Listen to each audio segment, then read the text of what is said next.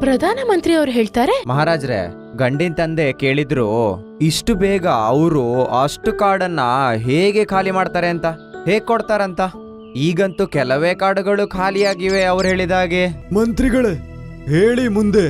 ಹೆಣ್ಣಿನ ತಂದೆ ಗಂಡಿನ ತಂದೆಗೆ ಹೇಳಿದ್ದಾರೆ, ಈ ರಾಜ್ಯದ ರಾಜ್ಯ ಅಮರೇಂದ್ರ ಅಂದ್ರೆ ನೀವು ತುಂಬಾ ಬೇಟೆಯಾಡ್ತಿರಂತೆ. ಅವರಿಗೆ ಗೊತ್ತಂತೆ, ಇನ್ನು ಕೆಲವೇ ದಿನದಲ್ಲಿ ನೀವು ಎಲ್ಲಾ ಪ್ರಾಣಿಗಳನ್ನ ಕೊಂದು ಕಾಡನ್ನ ಖಾಲಿ ಮಾಡ್ತೀರಾ ಅಂತ. ಎಲ್ಲ ಪ್ರಾಣಿನ ಬೇಟೆಯಾಡ್ತಿರಂತೆ. ಇದ್ರಿಂದ ಕಾಡೆಲ್ಲ ಪ್ರಾಣಿ ಪಕ್ಷಿಗಳಿಂದ ಖಾಲಿಯಾಗೋಗುತ್ತಂತೆ. ಪ್ರಧಾನಮಂತ್ರಿ ತುಂಬಾನೇ ಬುದ್ಧಿವಂತಿಕೆಯಿಂದ ಅವ್ರು ಹೇಳ್ಬೇಕಾಗಿದ್ದನ್ನ ರಾಜರ ಹತ್ರ ಹೇಳ್ತಾರೆ. ಅವಾಗ ರಾಜಾಗೆ ಅವ್ರು ಮಾಡಿದ ತಪ್ಪು ಅರ್ಥ ಆಗದ ತಕ್ಷಣ ಅವರ ಬಿಲ್ಲು ಬಾಣನ ಕೆಳಗೆ ಹಾಕ್ಬಿಡ್ತಾರೆ. ಆಮೇಲೆ ಯಾವತ್ತೂ ಬೇಟೆ ಆಡ್ಬಾರ್ದು ಅಂತ ನಿರ್ಣಯ ಮಾಡ್ತಾರೆ.